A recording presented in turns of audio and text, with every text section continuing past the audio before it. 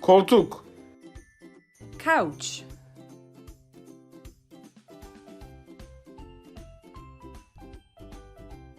Paldank.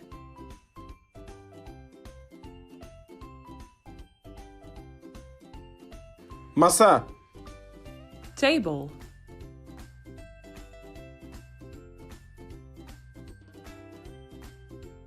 Mase.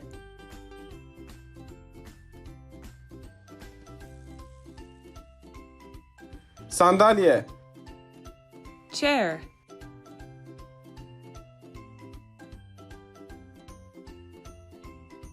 Kürsi.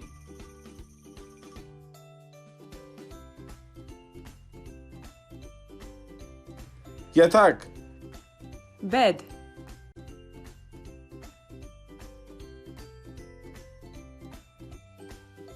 Nivin.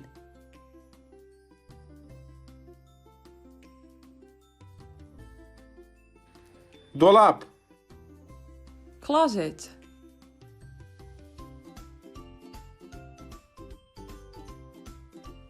Dolap.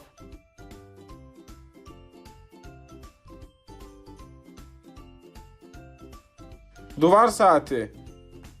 Clock.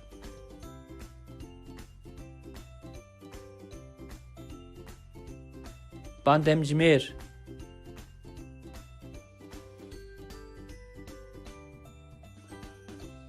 Yastık. Pillow.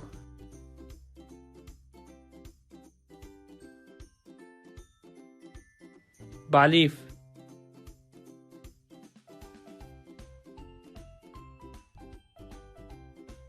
Sehpa.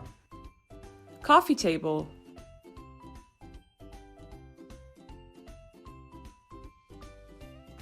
Sepik.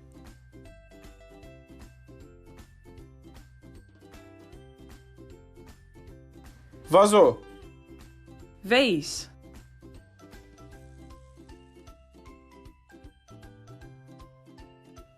Güldank.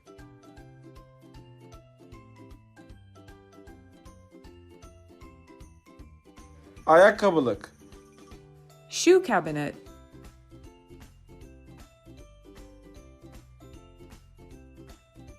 Soldank.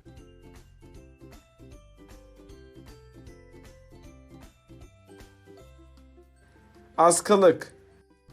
Coat rack.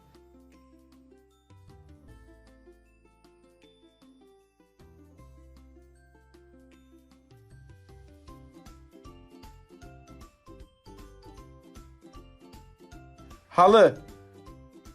Carpet.